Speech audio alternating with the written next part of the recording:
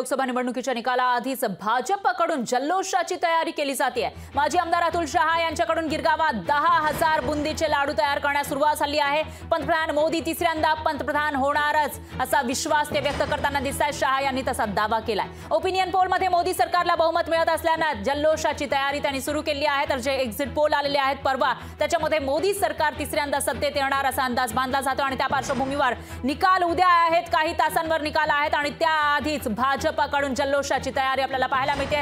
गिरगावमध्ये 10,000 बुंदीचे लाडू तयार करण्यास सुरुवात झालेली आहे अशी माहिती समोर येते।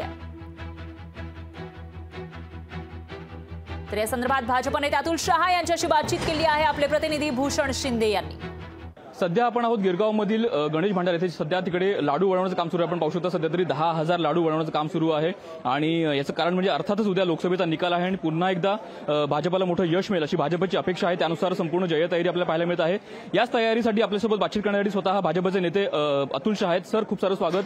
आणि सर, उद्या निकाल आहे, निकालापूर्वी एक दिवस आधीच तुम्ही लाडू बनवण्याचं काम सुरू केलेलं आहे आणि कुठेतरी जयतयारी करत आहात। काय सांगू पाहता, काय सांगाल याबद्दल? आम्हाला विश्वास आहे की मोदीजी परत येणार आहे।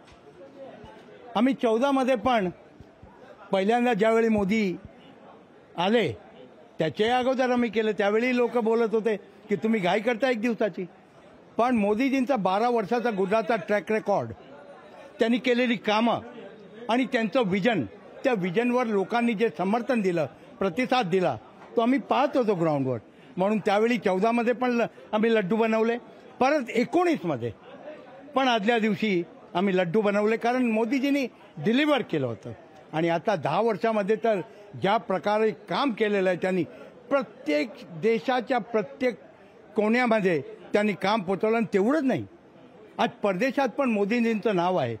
आणि का नाही, आपली economy, we are going toward the 3rd largest economy in the whole world.